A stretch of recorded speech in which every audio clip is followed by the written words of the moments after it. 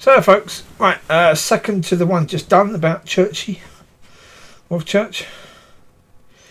Just quick follow up to that because these points are very relevant to that video.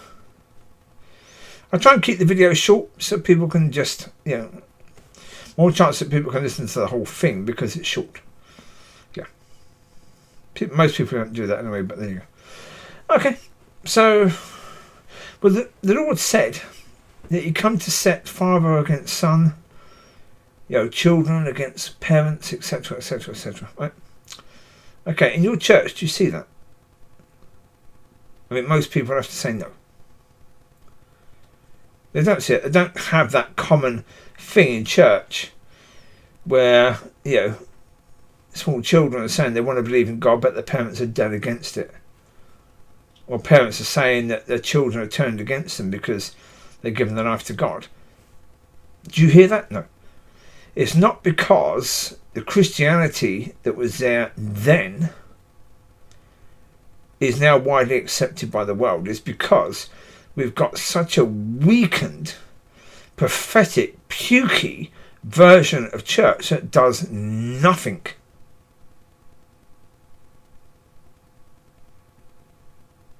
To challenge anyone. Why on earth would anyone be against anyone going to church?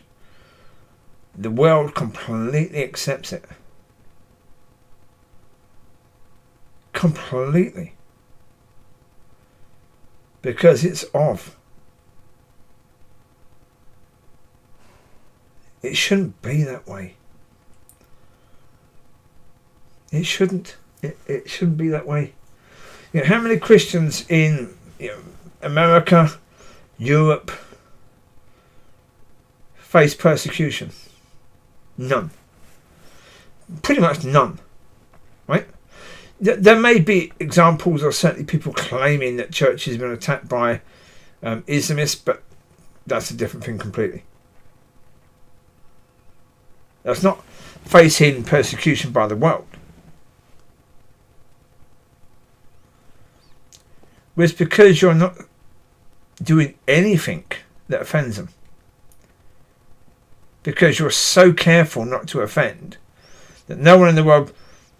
Why do you think the Jewish people were attacking the church?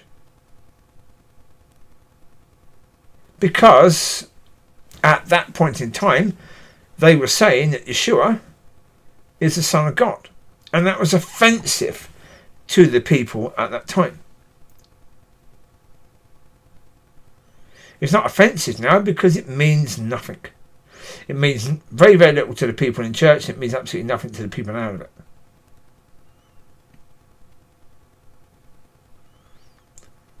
So, okay.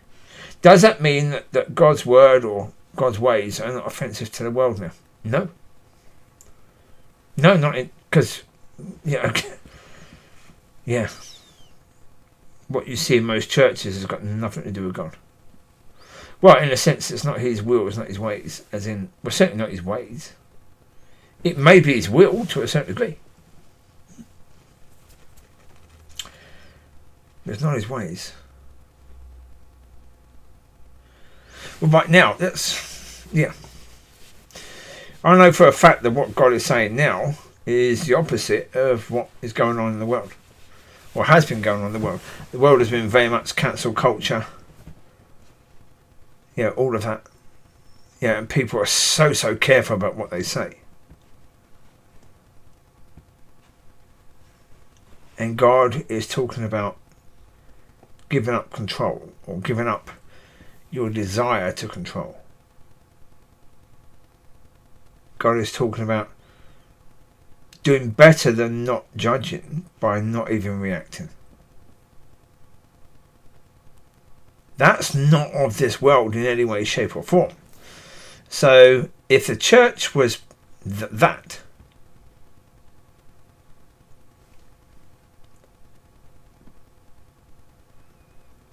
but most people come into church and they find a community. That's what they find, is a community. They don't find any challenging elements. I mean, a fairly recent character from church history, Smith Wigglesworth, if he come back now and saw the Pentecostal church, certainly the ones in Scotland, I mean, my God. There's the one down the road here. Pathetic.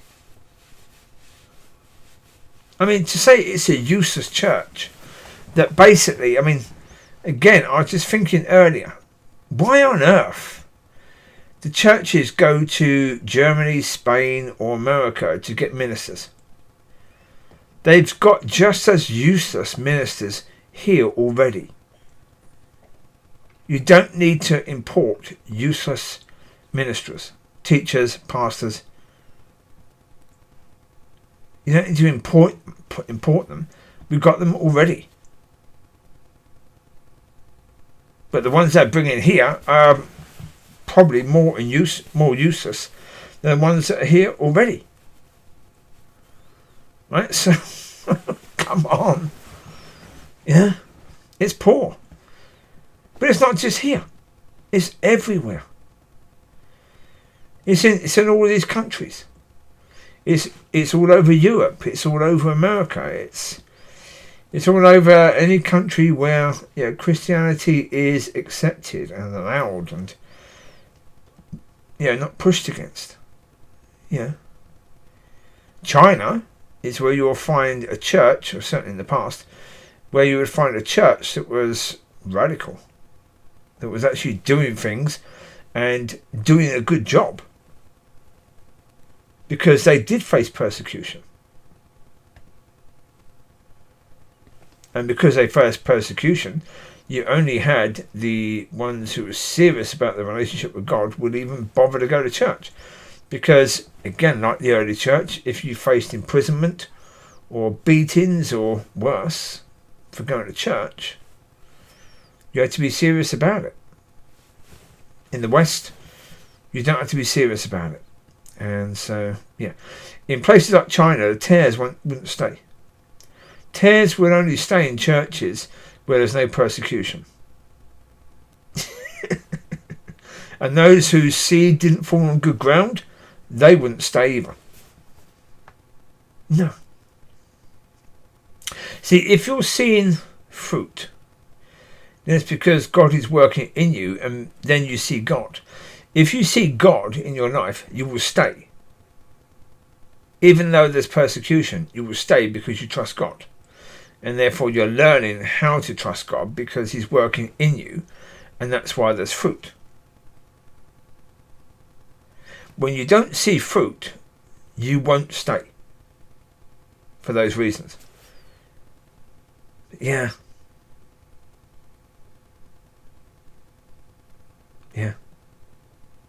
So, I mean, come on. Anyone, feel free to comment. When was the last time in your church there was somebody healed through laying on of hands? When was the last time any major work of God was done in your church? Feel free to comment. Feel free. If I'm wrong, please tell me. I'd be delighted to find out about your church and then mention how well your church is doing. As an exception to the rule, because there are exceptions to the rule. And putting your church down as an exception, great. Happy enough to do that. So there you go. You take care. God bless. I'll speak to you soon. Enjoy. Bye-bye.